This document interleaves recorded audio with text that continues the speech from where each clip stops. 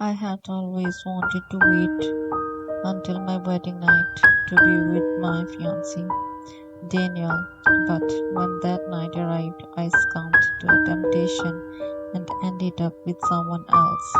The next morning, everything came apart when I heard a frantic knock on the door. Sarah, are you in there? Open up. Daniel's voice was full of haze and breath. I could feel panic mounting in me. Daniel, what are you doing here? I asked, trying to remain cool. Who else is with you? Daniel insisted, his voice quivering with wrath. His tone conveyed a sense of pain. It's just me, I said, my pulse beating. The door sprang open, and Daniel stormed in, his face filled with grief and betrayal. How could you do it? You were supposed to be with me last time, not a stranger, he said. I was horrified and attempted to explain that I had been drinking and assumed the man was him. Daniel was not convinced. Do you expect me to believe that? He said. You have betrayed me right before our wedding.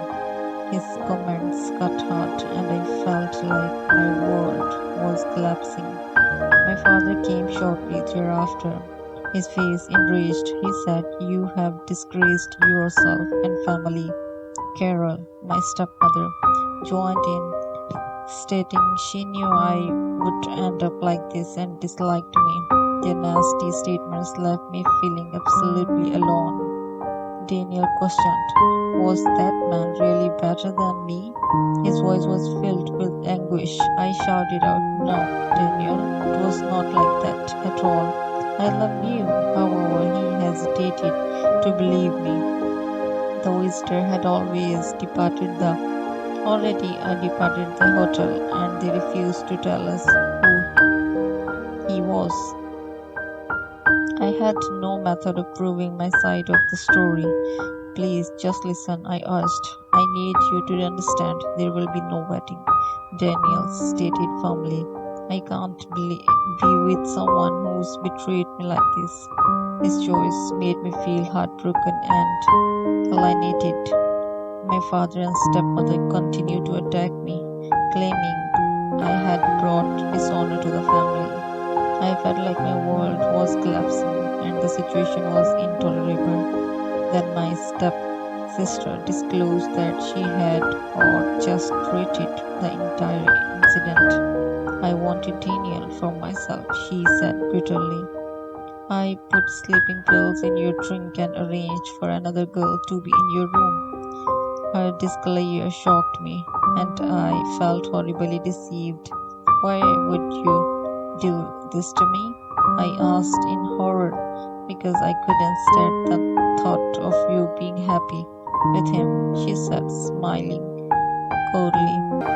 The information was too late to alter anything, and I felt an overwhelming feeling of unfairness. My father and stepmother were outraged, ordering me to leave immediately. They forced me out of the house, and I had no choice but to flee the country. As I departed, I was plagued by the recollection of that night and never learned who the man was. Years later, my father phoned me and asked me to return immediately. I don't know why, but I returned with my daughter, Lily, whom I raised alone and never told her about.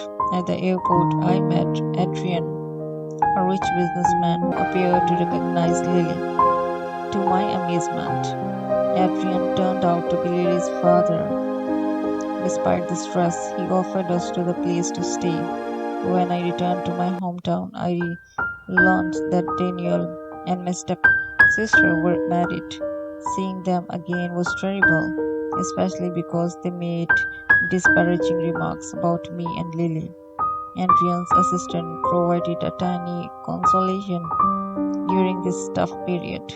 I eventually found consolation with my granny.